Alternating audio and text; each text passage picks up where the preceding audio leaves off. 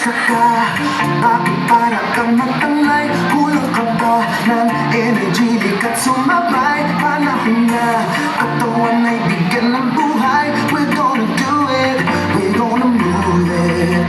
Tayo na sama-sama nang bigyan ng pansin. Katawang naghihintay, nagisingin natin. Tamang diet at exercise, unahin natin. We're gonna do it, we're gonna move it.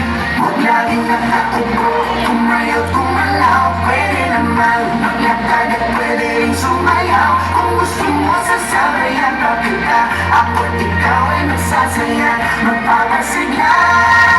Nag-exercise tayo, nang sabay-sabay. Itaas ang mga kamay at iwalay-walay. Gumalaw at hanggang daming na side to side. Mag-exercise tayo, Happy Pilipinas.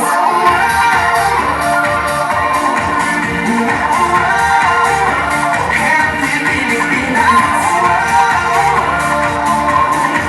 Mag-exercise tayo, Happy Pilipinas. Kaya healthy ang kinakain natin. Gustong sustansya dapat nakukuha natin. Huwag kayang mapabayaan ang kalusugan natin. Panatiling masiglang katawan. Huwag laging nakaupo, kumayot, kumalaw. Pwede naman maglakad at pwede rin sumayaw. Kung gusto mo sasabayan pa kita, ako't ikaw ay magsasaya, magpapasigla. Mag-exercise tayo, nang sabay-sabay. Itaas ang mga kamay at iwalay-walay. Gumalaw at hanggang daming na side to side. Mag-exercise tayo, Happy Pilipinas.